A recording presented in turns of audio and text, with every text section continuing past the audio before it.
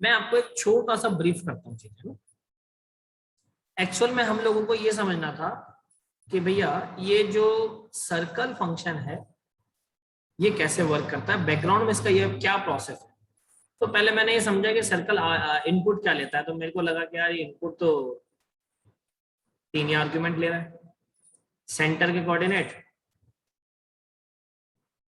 और रेडियस ले रहा है और सेंटर के कोऑर्डिनेट ले रहा है। तो सवाल ये आएगा कि यार सेंट्रल कोऑर्डिनेट और रेडियस से पूरा सर्कल ड्रॉ हो जाएगा, वो भी आर्क वाला। तो हमने कॉन्सेप्ट समझने लगे। कॉन्सेप्ट समझने पे पता पड़ा कि यहाँ तो 8 वे सिमेट्री काम कर रही है इस तरीके से, थोड़ा सा टिपिकल हुआ। 8 वे सिमेट्री में मैंने देखा कि सब 45 डिग्री के एंगल बना रहे हैं, सारे के सारे 45 डिग्री के एंगल बना रहे हैं।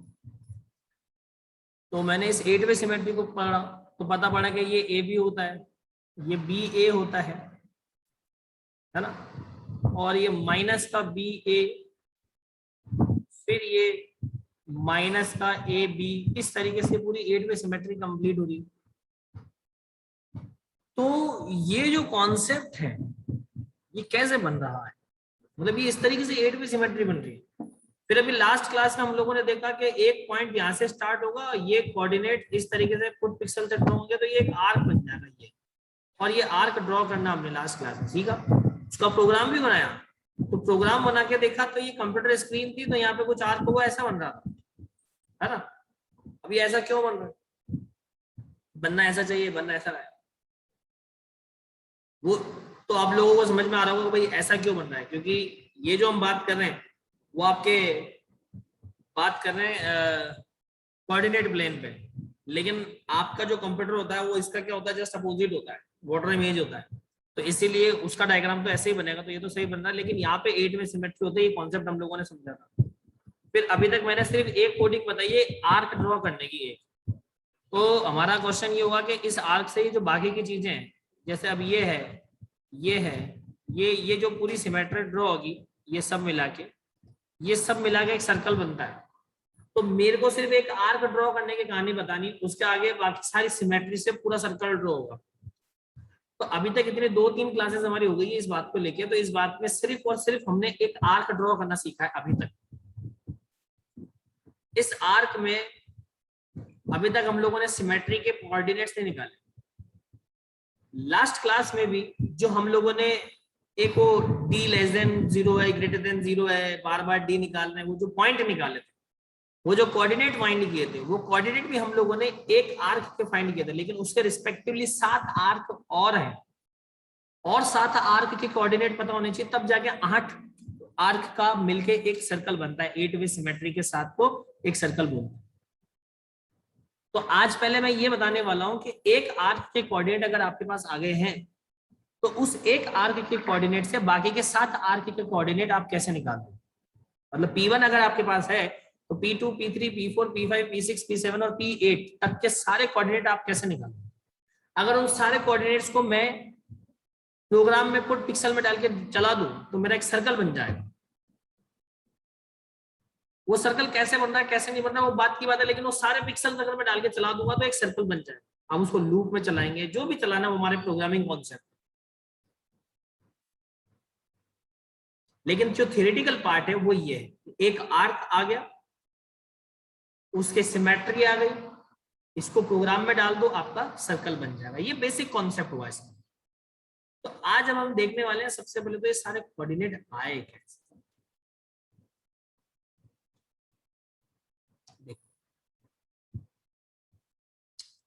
बहुत सिंपल सा क्वेश्चन है, ये कर चुके हैं ऑलरेडी।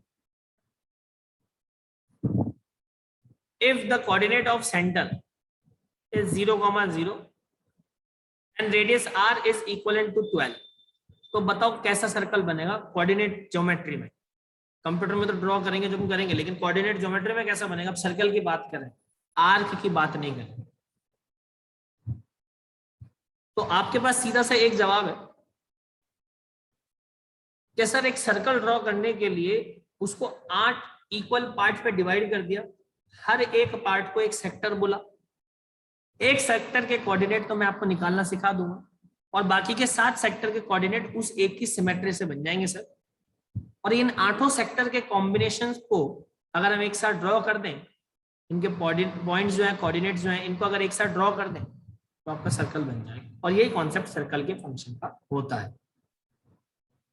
क्लियर? तो एक सेक्टर के कोऑर्डिनेट्स कैसे आएंगे, वो सारे कोऑर्डिनेट्स निकालना अपने को आते हैं। तो मैं फटाफट उन कोऑर्डिनेट्स को निकाल के बता रहा हूं। किसी को कोई दिक्कत आए तो रेज हैंड कर लेना, मैसेज मत करना, मतलब रेज हैंड कर लेना, और मैसेज करना चाहो तो कर देना, मैं देख लेता हूँ।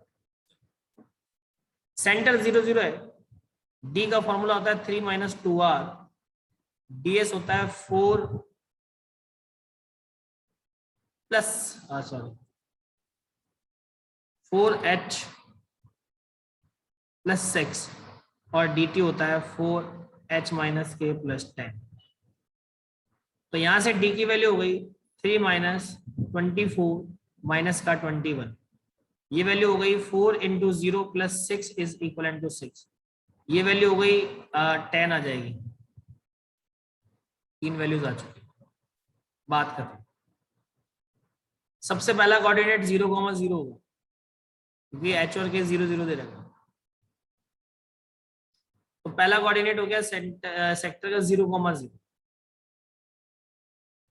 फिर d लेस देन 0 है तो x में इंक्रीमेंट कर दिया, y में नो चेंज। अच्छा, सवाल ये आता है कि चलेगा कब तक? तो चलेगा तो तब तक जब तक आपका x less than equal to y रहेगा। तो पहली कंडीशन में फॉल्स हो जाएगा।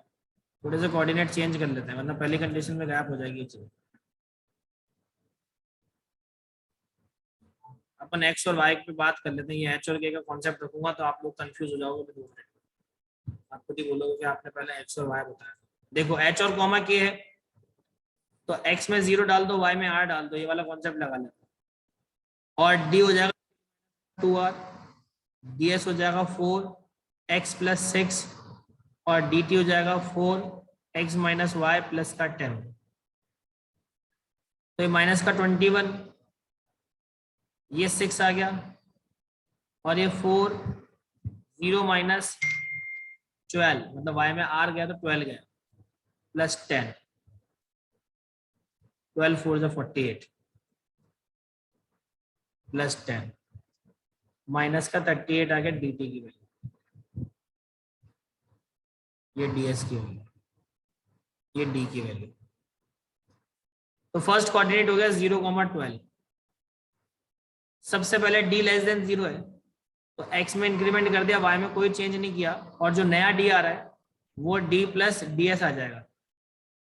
तो जो नया d आ रहा है, पुराना d प्लस d, तो d की वैल्यू 21 में प्लस 6 किया, मतलब -21 में प्लस 6 किया तो माइनस का 15 आता है। d वापस छोटा है तो x में इंक्रीमेंट हो जाएगा, y में कोई चेंज नहीं है।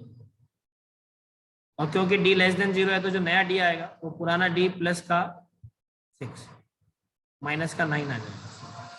-9 है तो वापस से इंक्रीमेंट हो जाएगा, तो नया d आएगा -9 प्लस का 6, तो d की वैल्यू -3 आ जाएगी। तो इसका मतलब यह पॉइंट आ जाएगा। और d जो है -3 + 6, तो d इज इक्वल टू 3 आ जाएगा प्लस। d प्लस में 3 है तो x में तो इंक्रीमेंट होना है लेकिन y में भी डिक्रीमेंट होना है। और जो नया d आएगा वो आएगा पुराना d प्लस का dt, तो d की जो वैल्यू है वो 3 माइनस का 38 हो गई, मतलब माइनस का 35। d लेस देन 0 है तो x में इंक्रीमेंट है, y में नो चेंज, और d जो आ रहा है -35 + 6, d इज इक्वल टू -29। तो अगेन 7, 11 फटाफट कर रहा हूँ क्योंकि इसको मैं कल समझा चुका हूँ ऑलरेडी कैसे काम होगा। तो -29 + 6 इज इक्वल टू माइनस का 23, तो ये 8, 11। तो d इज इक्वल टू -23 + 6, तो d इज इक्वल टू -17, तो 9, 11 -17 + 6, तो d इज इक्वल टू -11, 10, 11। और नेक्स्ट केस में भी नेगेटिव रहेगा तो 11, 11। इस तरीके से सारे कोऑर्डिनेट आए। इन कोऑर्डिनेट्स में किसी भी स्टूडेंट को कोई अगर डाउट है तो आप अभी मैसेज कर सकते हो। अदरवाइज में जो आगे पार्ट बताने वाला हूँ वो सबके लिए न्यू है और वो बहुत इंपॉर्टेंट पार्ट है, बहुत समझने वाला पार्ट है, क्योंकि ये पार्ट तो ऑलरेडी अपन कल तक कर चुके थे, इसलिए मैंने इसको बहुत फास्टली और फटाफट वो कोऑर्डिनेट्स ड्रॉ कर दिए हैं। अब मैं जो बताने जा रहा हूँ वो बहुत इंपॉर्टेंट बात है। तो इसमें अगर किसी को कोई भी डाउट है, आप पहले वो क्लियर करो। किसी को कोई डाउट नहीं है, जल्दी से मैसेज कर दो, सिर्फ यस और नो।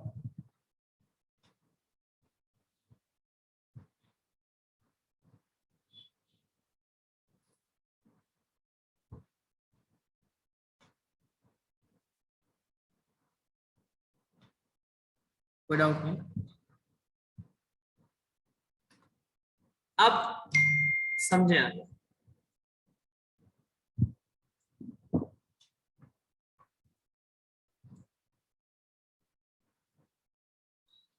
बहुत केयरफुली समझेंगे बात को।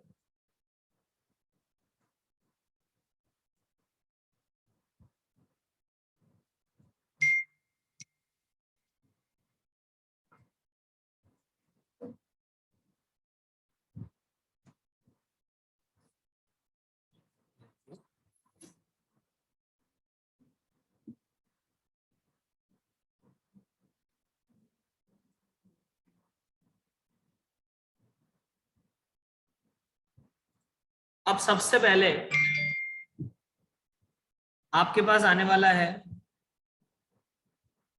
P1, P2, P3, P4, P5, P6, P7, P8, A comma B, B comma A, minus B comma A, minus A comma B, minus A comma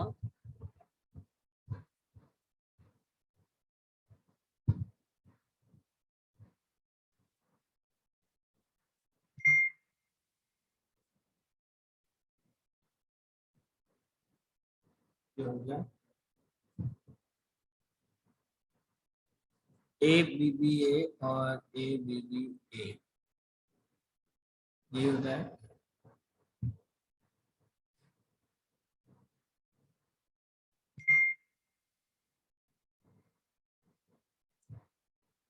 देखो A, यहाँ पे कुछ ये आ जाएगा B कॉमा, मैंने कुछ उल्टा लिखा, A कॉमा B माइनस का, तो माइनस का B हो जाएगा, minus B minus A, B comma minus A और A कॉमा माइनस B, ये ऐसा होता है। ये 8 कोऑर्डिनेट कुछ इस तरीके से। बहुत केयरफुली समझना आप, मैं जो समझाने जा रहा हूँ बहुत इंपॉर्टेंट।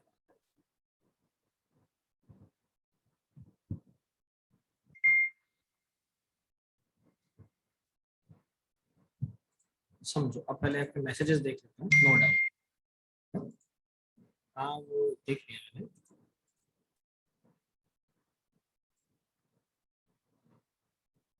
ये पहला कॉन्सेप्ट, दूसरा कॉन्सेप्ट,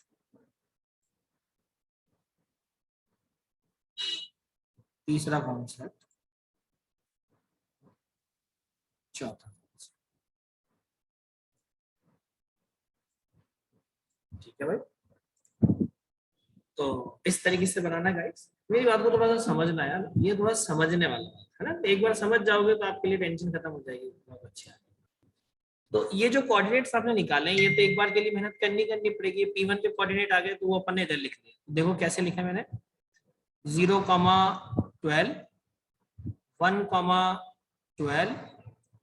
2,12, 3,12, 4,12, 5,11, 6,11, 7,11, 8,11, 9,11, 10,11 और 11,11, इस तरीके से लिखो। इसी की पूरी सिमेट्री आगे ड्रॉ करना। ए बी अगर 0,12 है तो बी ए क्या होगा, 12,0। माइनस बी ए क्या होगा, -12,0। ए बी क्या होगा 0,12, क्योंकि देखो जो है 0 कभी भी नेगेटिव होता ही नहीं है ना। फिर 0, -12, -12, 0 और 12, 0 और 0, -12। तो मैंने इस पूरी रो को कंप्लीट कर दिया। एक सेकंड रो भी मैं कंप्लीट कर देता हूँ, फिर आपसे मैं पूछता हूँ कोई डाउट है तो, क्योंकि फर्स्ट वाली रो में तो 0 था, तो 0 को कॉन्सेप्ट समझ में नहीं आता। 1 को देखो, 1, 12, ए की वैल्यू 1, बी की वैल्यू 2। तो b, a 12, 1, minus b, a तो -12, 1, माइनस a, b तो ये -1, 12, minus a, minus b, minus b, minus a, b, minus a और a, माइनस b। आप बताओ, ये सेकंड रो मैंने कंप्लीट करी है। किसी भी स्टूडेंट को कोई सेकंड रो में कोई डाउट है तो आप क्लियर करो। किसी भी स्टूडेंट को सेकंड रो में कोई भी डाउट है तो आप क्लियर करो। ए अगर नेगेटिव हो तो वो उसी नेगेटिव का पॉजिटिव होता चला जाएगा, वरना वो तो नेगेटिव रहेगा। हालांकि कोऑर्डिनेट्स कभी भी नेगेटिव नहीं आते, ठीक है, ये बात आप ध्यान रखें। नेगेटिव कभी भी कोऑर्डिनेट वो हमेशा पॉजिटिव ही होंगे। अब आपको ये चीज नोट करनी है और ये टेबल कंप्लीट करनी है। मोस्ट इंपोर्टेंट पार्ट ये टेबल कंप्लीट करना। तो अपन पहले टेबल कंप्लीट कर लेते हैं, फिर आप इसको नोट कर लीजिएगा। फिर अपन डायग्राम बना लेते हैं, व्हाट डायग्राम एक्चुअली में, फिर अपन प्रोग्राम बना लेते हैं और अपना Bresson circle algorithm over, Bresson circle algorithm over हो जाएगी। फिर हम लोग क्या पढ़ेंगे, मिड पॉइंट सर्कल एल्गोरिथम। इसी कॉन्सेप्ट को मिड पॉइंट पे अप्लाई करेंगे। वो आप आगे समझेंगे कि मिड पॉइंट क्या होता है, क्या नहीं होता है, कैसे उस पर काम करें, वो सब बात की बात है। तो आपके पास 1.25 मिनट है। 1.25 मिनट में इसको देख लो, समझ लो। कोई समस्या आ रही है, कोई परेशानी, तकलीफ कुछ भी है तो आप मुझे बताओ। अभी अपन इसको सॉल्व कर लेते हैं, अदरवाइज फिर अपन गाइस इसको आगे बढ़ते हैं और आगे कहानी को सॉल्व करते हैं। किसी को कोई भी डाउट है तो आप अभी क्लियर करो, राइट। जल्दी से बताओ फटाफट।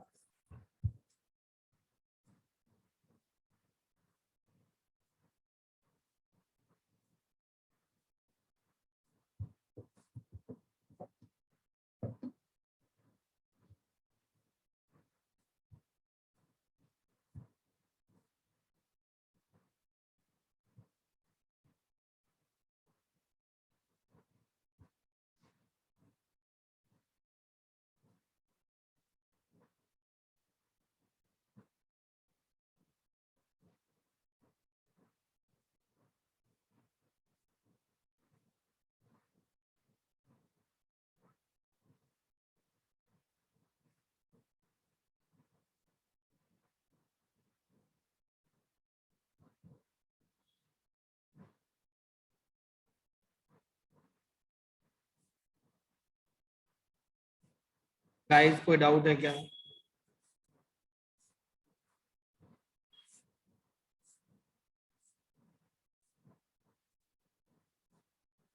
किसी को भी यस और नो?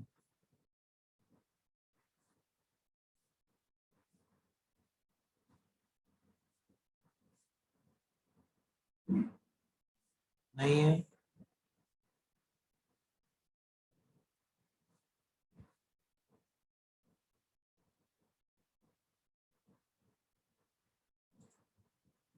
समझा? इतना समझ आएगा। आप बोलोगे a इज इक्वल टू -5 है। अब वो अगर P5 के अंदर सॉल्व हो, नहीं आप अनम्यूट करो। देखो मेरे को समझ में नहीं आ रहा सब क्या बोलना चाहिए। एक बार अनम्यूट करो, प्रेजेंट करो। हाँ अब अनम्यूट करो, क्या बोलना चाह रहे हो?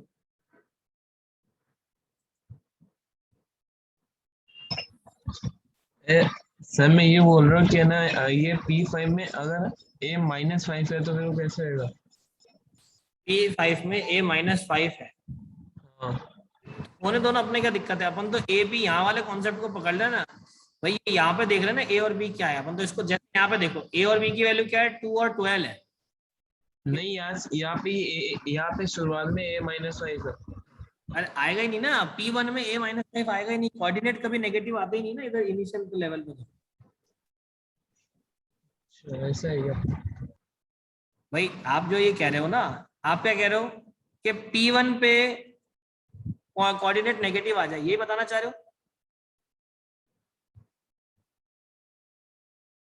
अगर P1 पे कोऑर्डिनेट नेगेटिव बताना चाह रहे हो तो वो पॉसिबल ही नहीं होता है, कोऑर्डिनेट इधर तो नेगेटिव आने ही नहीं है। P1 वाले कॉन्सेप्ट में कभी भी कोऑर्डिनेट नेगेटिव नहीं आएंगे, इस बात को टेंशन मत लो।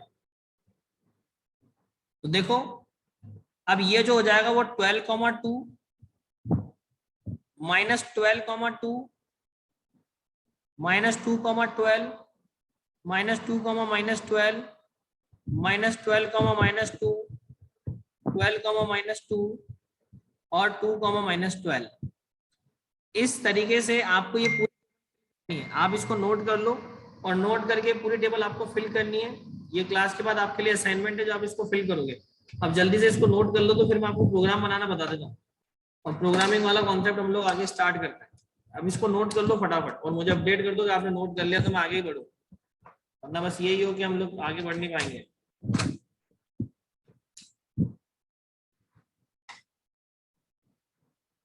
जल्दी से नोट कर लो तो मैं आगे प्रोग्रामिंग कॉन्सेप्ट बताऊँ।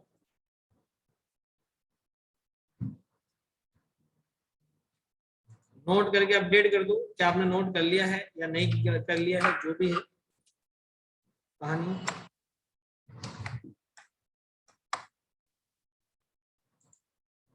एसएस ले लिया सभी ने?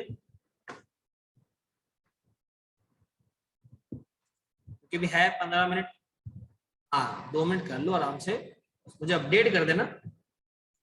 तब तक मैं इधर प्रोग्राम वाला पार्ट सेट कर देता हूँ।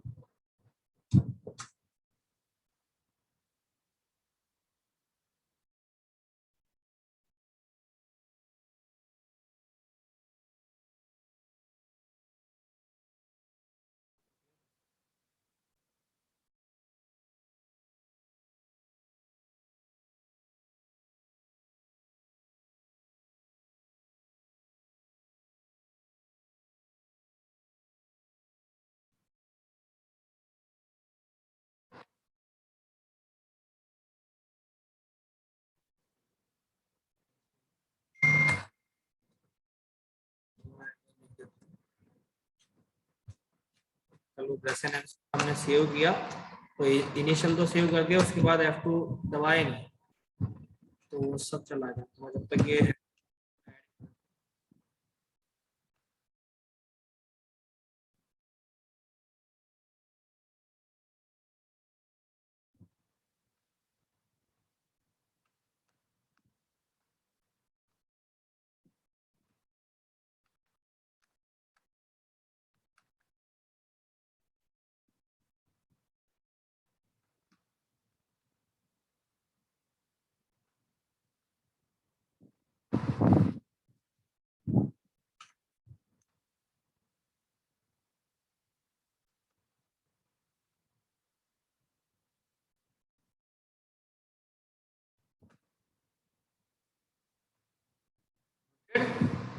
Kamran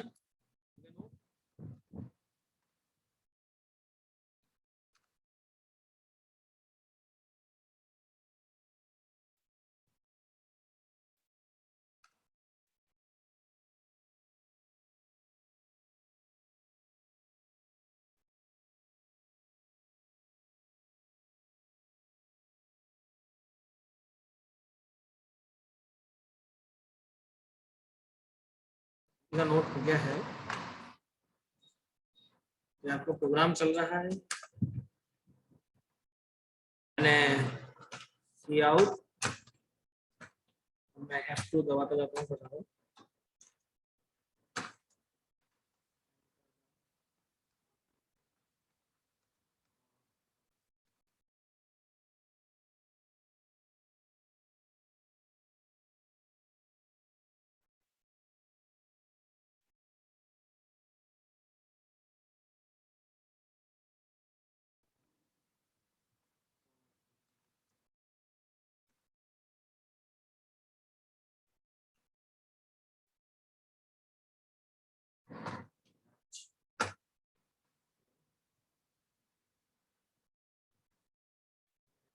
y, d, ds, dt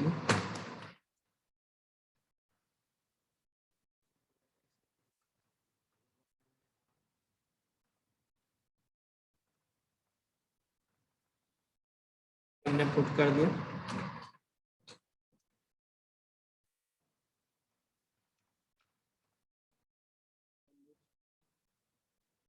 less than equal to है y के, ये सब मैं कल बता चुका था, ये तो कल वाला ही टाइप कर रहा हूँ मैं वापस अभी तक तो। x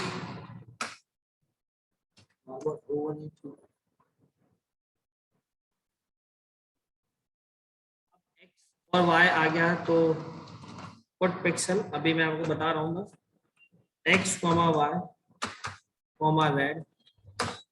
फिर हमने चेक कर लिया कि if d is less than 0 तो क्या होना चाहिए। आपको पता है x में इंक्रीमेंट हो जाएगा और d जो है plus is equivalent to ds कर देंगे, एल्स में जाएगा। बड़ी है ये, है ना, मतलब बड़ी लिख रहा हूँ, आप चाहो तो x को एक ही बार लिखें, y माइनस माइनस d में क्या हो जाएगा, dt चला जाएगा। कुछ स्टूडेंट्स के मन में दिमाग चल ही रहा है कि ds dt में तो कोई वैल्यू नहीं है, तो d में डालेंगे 3 minus 2 multiply by r, ds में डालेंगे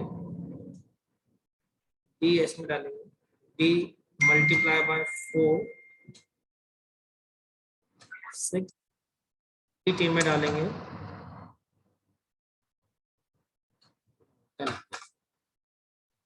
मल्टीप्लाई बाय x।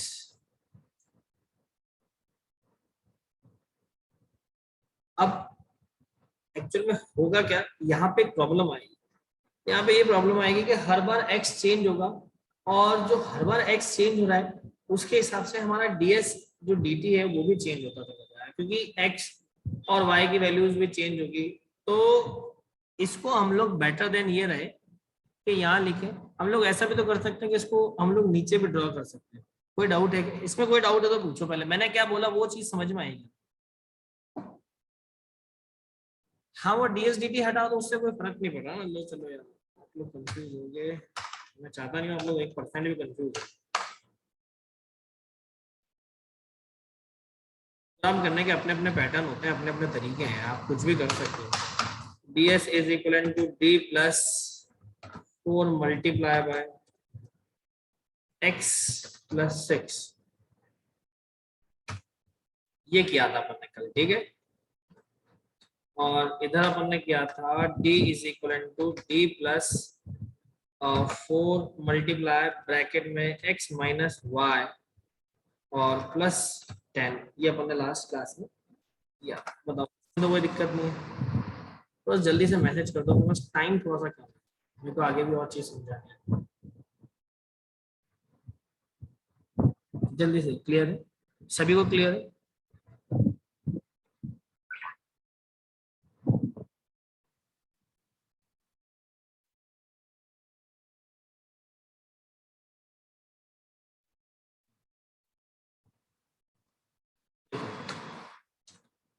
अब क्योंकि ये पुट पिक्सल है, इसमें ही हम लोग रेडियस, वो जो सेंटर कोऑर्डिनेट है उसको ऐड कर देंगे। तो इसको कंट्रोल इंसर्ट शिफ्ट इंसर्ट 3 बार होगा।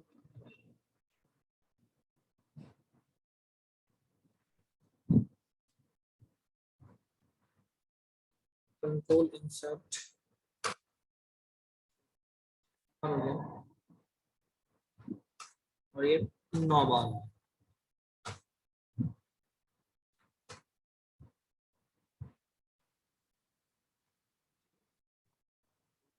अभी अब मैंने क्या किया, यहाँ पे कलर कोड दे दिए, जैसे रेड है, रेड की जगह 2 3 4 5 6 7 8। क्या होता है x y x और x y x y y x y। इन जगह 1 2 3 4 minus minus minus minus minus. कोई डाउट है तो बताओ, ये जो काम किया इसमें कोई डाउट है तो बताओ, तो जल्दी जल्दी मैसेज करो ना।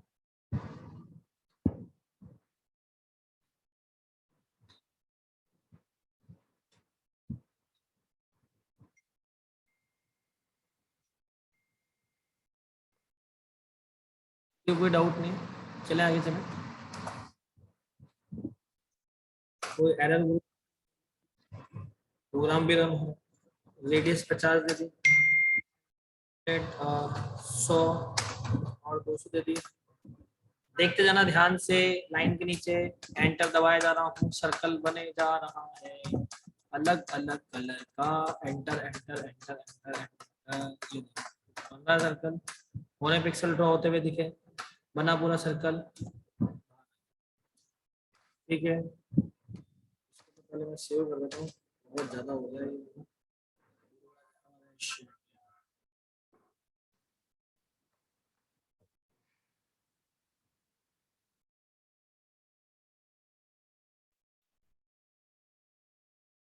आपको प्रोग्राम समझ में आया क्या?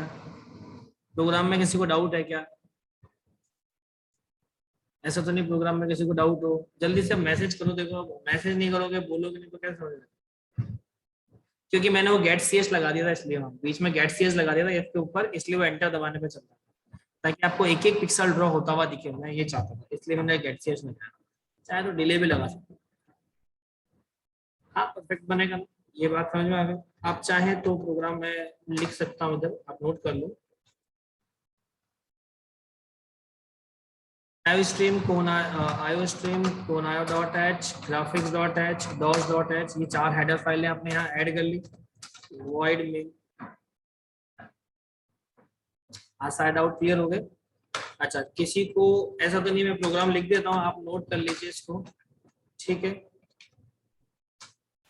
gd इज इक्वल टू 0 और gm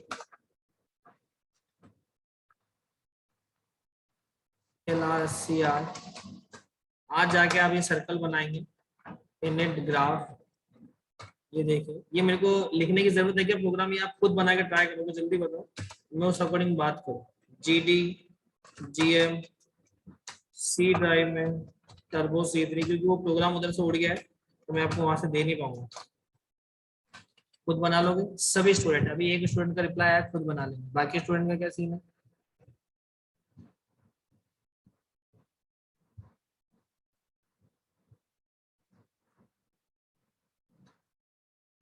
खुद ट्राई करोगे?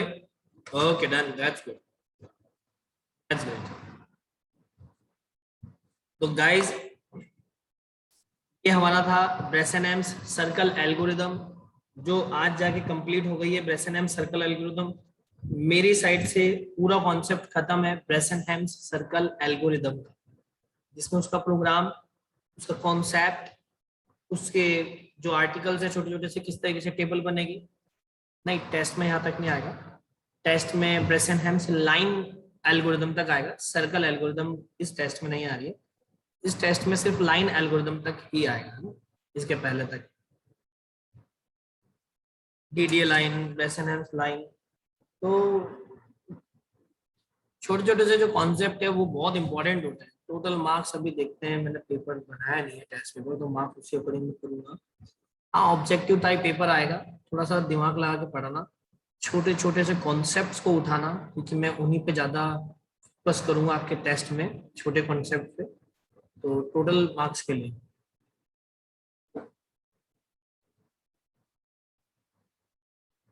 बिल्कुल लिखना, बिल्कुल लिखना है। जो पीडीएफ मैंने भेजी थी वो आपको लिखना ही है, नोट्स बनाने ही हैं खुद के। नहीं बनाओगे तो भैया आपकी मर्जी है, एग्जाम में आपको समस्या आने वाली, आपको प्रॉब्लम आने वाली। खुद के हाथ से बनाए हुए नोट्स हमेशा आपके लिए हेल्पफुल रहेंगे, इस बात को समझिए। बिल्कुल लिखना ही है, नहीं लिखोगे आपके लिए प्रॉब्लमेटिक है। असाइनमेंट रजिस्टर्स आप लोगों के पास होने चाहिए। असाइनमेंट रजिस्टर्स में असाइनमेंट सारे लिखो। अभी तक मैंने लगभग 9 असाइनमेंट दिए हैं, और भी असाइनमेंट में दूंगा। अब आर्क बनाना हम लोग लग गए हैं, हमने सर्कल बना लिया है तो आर्क थोड़ा समझ में आया है। अब आप इसको इस तरीके से, ये जो लाइन ड्रॉ होती है ये वाली आर्क, ये आप बना सकते हो कि भाई वो किस तरीके से सिमेट्री बन रही है, ये ऐसा सिमेट्री आप बना सकते हो, ठीक है। तो अब नेक्स्ट जो हमारा बिल्कुल बिल्कुल प्रथम असाइनमेंट रजिस्टर्स के मार्क्स हैं। फाइनल प्रैक्टिकल एग्जाम में असाइनमेंट रजिस्टर्स के सेपरेट मार्क्स हैं। अगर आपका असाइनमेंट रजिस्टर नहीं हुआ तो आप मान के चलिए वो पूरे मार्क्स पर्टिकुलर जो सेक्शन डिसाइड होगा, 10 मार्क्स का, 15 मार्क्स का, 20 मार्क्स का, जितने भी का, नए नए 5 मार्क्स का तो नहीं है, ज्यादा का ही 10 मार्क्स का तो मिनिमम रहता है। तो 10 मार्क्स आपके बिल्कुल जीरो आएंगे। मान लीजिए 50 मार्क्स का प्रैक्टिकल है, एक एग्जाम्पल बता रहा हूँ, उसमें से 10 मार्क्स का अगर प्रैक्टिकल है, 30 मार्क्स का थ्योरेटिकल है, 10 मार्क्स का वाइवा है, या जैसे भी कॉन्सेप्ट हो रहा है, तो 10 मार्क्स का अगर आपका असाइनमेंट रजिस्टर है तो वो तो जीरो है। अब आपके लिए प्रैक्टिकल 40 मार्क्स का रह चुका है, बस ये तो फिक्स हो गया है। आर्यन कॉलेज में कभी भी इसके साथ कॉम्प्रोम नहीं किया गया है, आज तक तो कभी नहीं किया। तो इसीलिए असाइनमेंट रजिस्टर्स टाइम पे होने चाहिए। डेट्स तक चेक हो जाती है कि जब हमने बोला था तब आपने चेक करवाया है या नहीं करवाया, उसके अकॉर्डिंग भी मार्क्स कम होते हैं। फिर आप ऐसा ना बोलो कि सर हमने तो असाइनमेंट्स पूरे करके आपको चेक कराए थे और आपने मार्क्स जो है 10 में से 8 ही दे दिए, 7 ही दे दिए। आपने उस डेट को चेक नहीं करवाए, डेट को चेक नहीं करवाए, आपने डेट निकलने के बाद चेक करवाए हैं, इसीलिए आपके पास मार्क्स भी कम आएंगे भले आपने असाइनमेंट्स पूरे किए। यार प्रथम लिटरली ये बिल्कुल नहीं पता है कि स्टूडेंट्स के लिए कॉलेज का फुल नेट सब स्ट्रीम जो सुलझे नहीं है।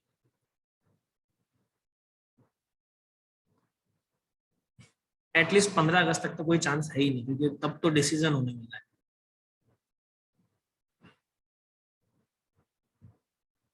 क्लियर है ना।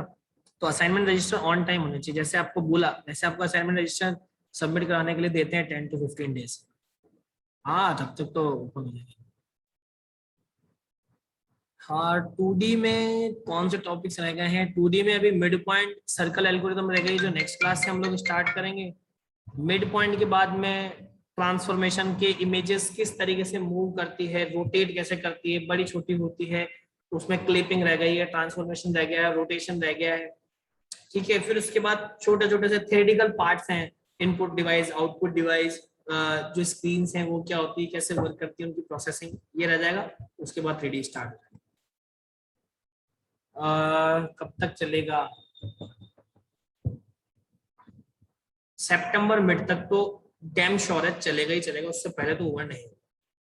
सितंबर मिड तो 100% कंफर्म, उससे पहले तो ओवर नहीं। अभी है इसमें टॉपिक, हो सकता है सितंबर पूरा चल जाए, लेकिन सितंबर मिड तो चलेगा ही चलेगा, ये तो फिक्स है। वो डीबीएमएस कब स्टार्ट होगा कब नहीं, ये आपको प्रीवियस सर बता सकते।